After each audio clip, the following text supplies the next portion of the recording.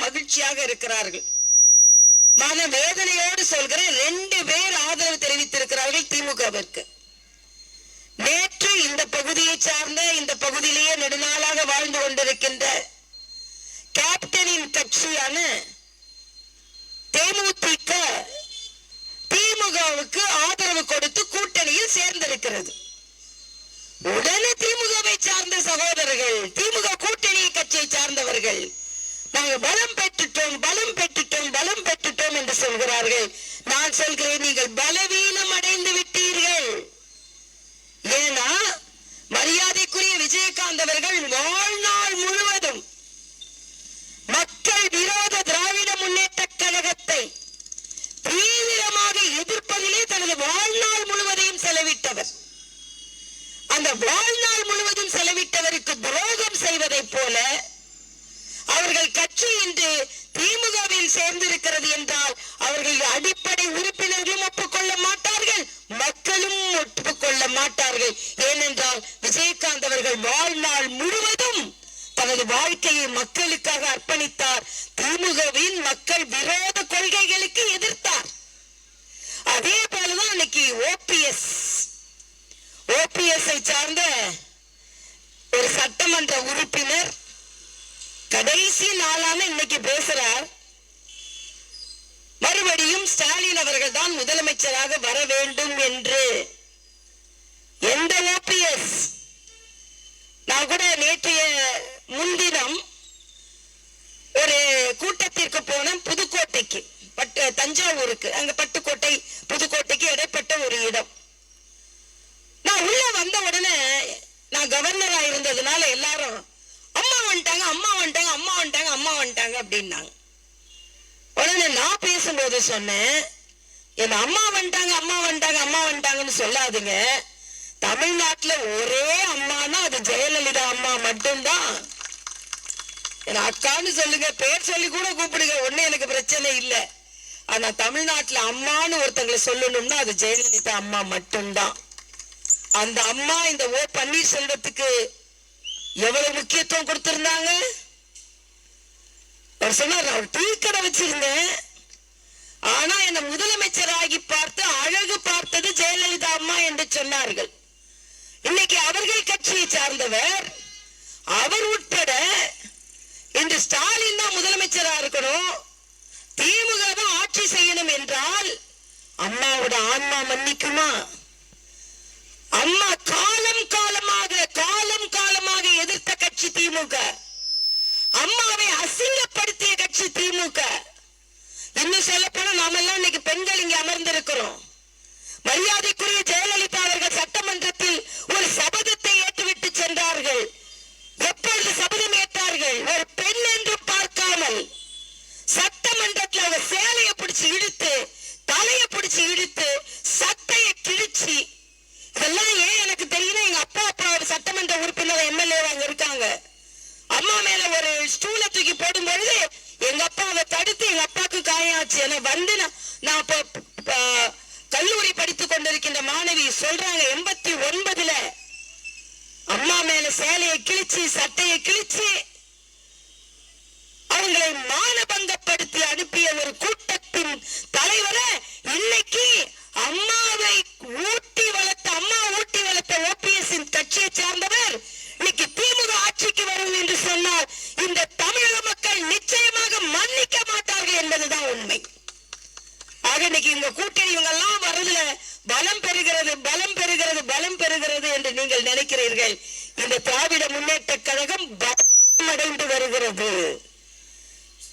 ஒரு கட்சி தாங்கள் தலைவர்கள் எதை நோக்கி அரசியலை செய்தார்களோ, எந்த உணர்வோடு அரசியலை செய்தார்களோ, எந்த கட்சியை ஆணி வேறாக எதிர்த்து போராடினார்களோ அந்த கட்சியிடம் சென்று கூட்டணி வைத்துக் கொண்டால் அவர்களின் வாழ்க்கை அர்ப்பணிப்பதற்கு என்ன பலன் என்பதை நீங்கள் உணர்ந்து கொள்ள வேண்டும். அது மட்டுமல்ல, எல்லாவற்றிற்கும் மேலாக இன்று மிக மிக மோசமான ஒரு நிகழ்வு டெல்லியில் நடந்திருக்கிறது. டெல்லியில ஏஐ மாநாடு நடக்கிறது, ஆர்டிபிஷியல் இன்டெலிஜென்ஸ், செயற்கை நுண்ணறிவு மாநாடு. அந்த மாநாட்டுல மரியாதைக்குரிய பாரத பிரதமர் 100 நாடுகளின் தலைவர்கள் கலந்து கொண்டிருக்கிறார்கள். மக்களை சிந்தியுங்கள், 100 நாடுகளின் தலைவர்கள் கலந்து கொண்டிருக்கிறார்கள். அந்த 100 நாடுகள் தலைவர்களை நம்ம பாரத பிரதமர் பேசுகிறார். என் தேசத்து இளைஞர்கள் இவர்கள் உயர்ந்தவர்களாக மாறிக்கொண்டிருக்கிறார்கள். இந்த ஏஐ என்கின்ற செயற்கை நுண்ணறிவு எங்கள் நாட்டு இளைஞர்களை உயர்த்தி கொண்டிருக்கிறது. பேச்சு முழுதா இளைஞர்கள் இளைஞர்கள் இளைஞர்கள்.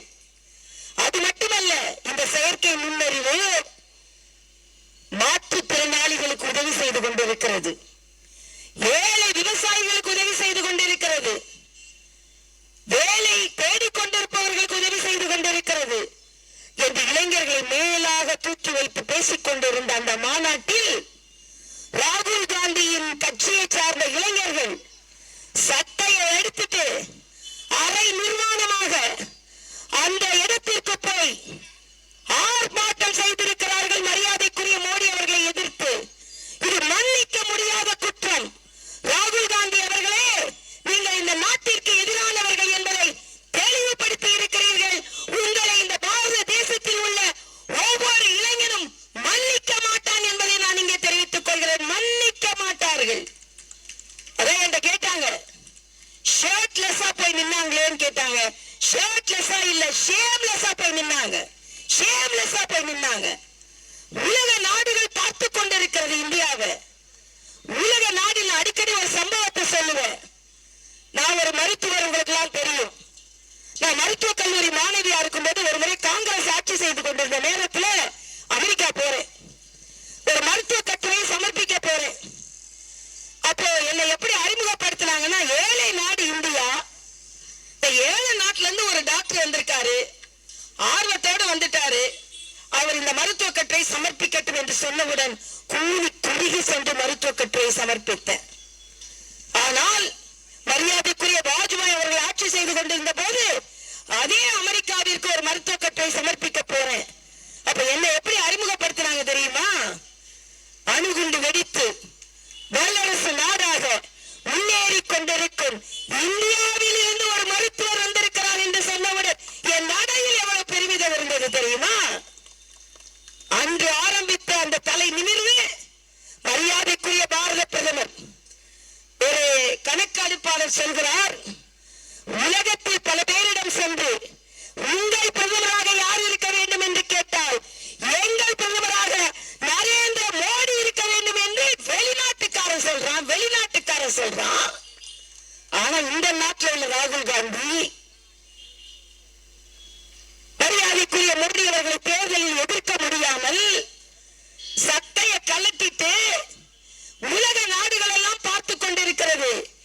இந்தியாவின் பெருமையை மோடி உயர்த்தி கொண்டிருக்கும் பொழுது இந்தியாவை சிறுமைப்படுத்திக் கொண்டிருக்கிறார் ராகுல் காந்தி அவர்கள். இவர்களின் கூட்டணியான திமுகவிற்கு மக்கள் ஓட்டு போடுவார்களா? நிச்சயமாக ஓட்டு போட மாட்டார்கள்.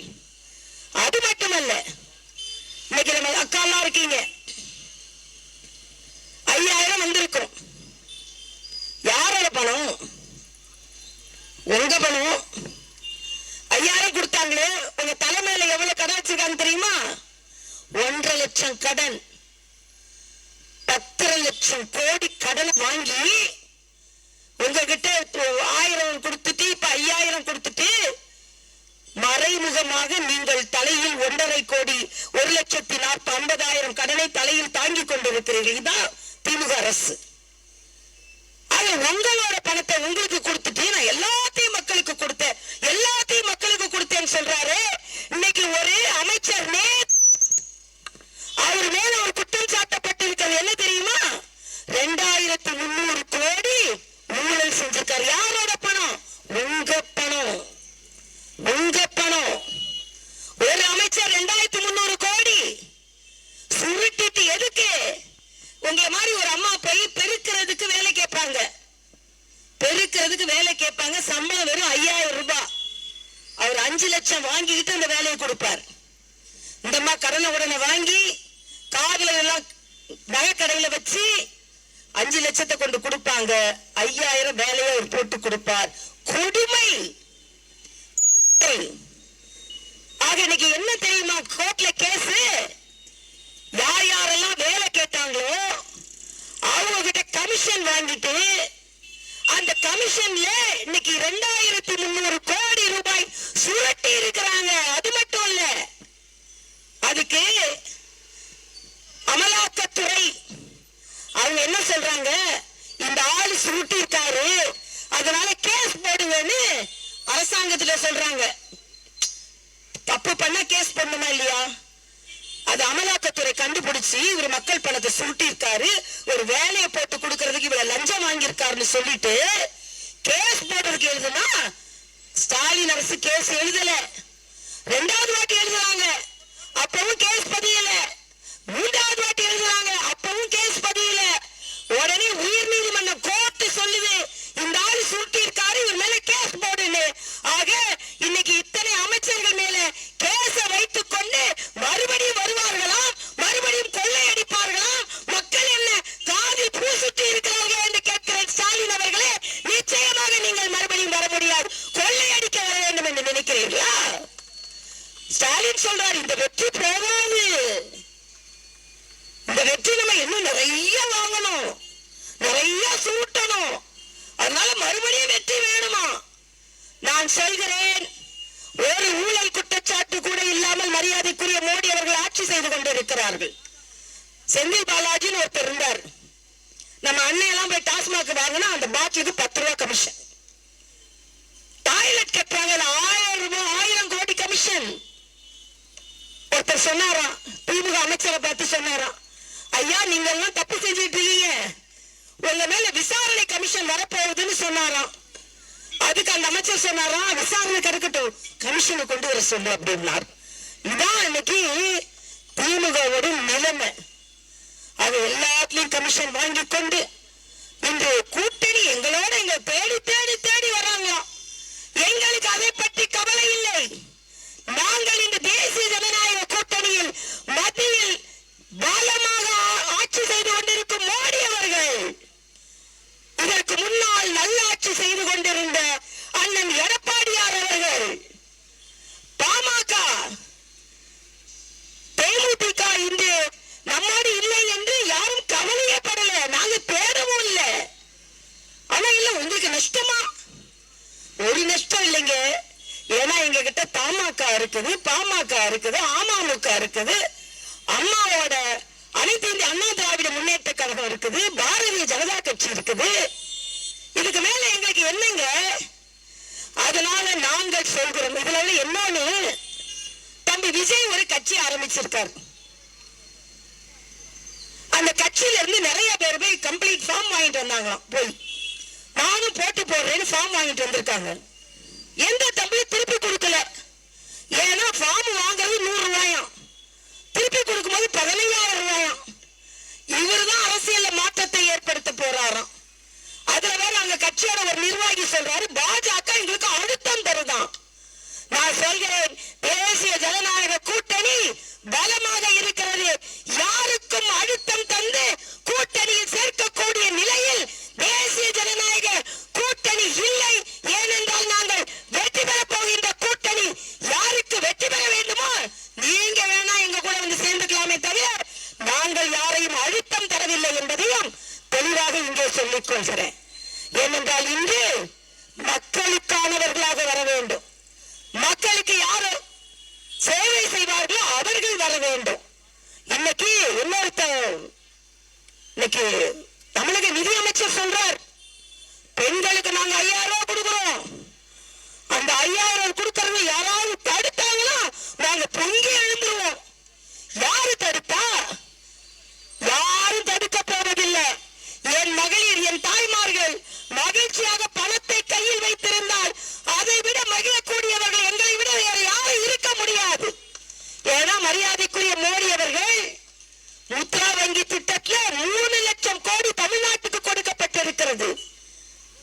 அதுல 68% பெண்கள், 11% சிறுபான்மையினர். ஆக பெண்கள் கையால லட்சாதிபதியாக வேண்டும் என்று நினைத்துக் கொண்டிருக்கின்ற மோடி அவர்களா 5000 கொடுக்கறத தடுப்பார் இல்ல.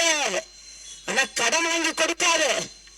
இன்னொன்னு அக்கா கையில கொடுத்தா மறுபடியும் டாஸ்மாக் அண்ணன் கூட்டிட்டு போயிடுறாரு. அதனால டாஸ்மாக் கொஞ்சம் மூடுங்கன்னு சொல்றோம். நான் அன்னைமாரிலாம் கேட்டுக்கிறேன், யாருக்காவது டாஸ்மாக் பழக்கம் இருந்தா நான் சொல்றேன், நான் டாக்டரு, குடிச்சீங்கன்னா ஈரல் அழுகி போயிடும், கிட்னி அழுகி போயிடும், குடும்பம் நிலகுலைஞ்சு போயிடும். அதனால அக்கா கையில இருக்கிற பணம் அக்கா கையில இருக்கட்டும், டாஸ்மாக்கு எடுத்துட்டு போகாதுங்க. டாஸ்மாக்கு கொஞ்சம் கொஞ்சமாக குறைக்கப்பட வேண்டும் என்பதும் நமது ஆசை. ஏனென்றால் அன்னைமாரோட ஈரெல்லாம் பத்திரமா இருக்கணும், கிட்னி எல்லாம் பத்திரமா இருக்கணும்.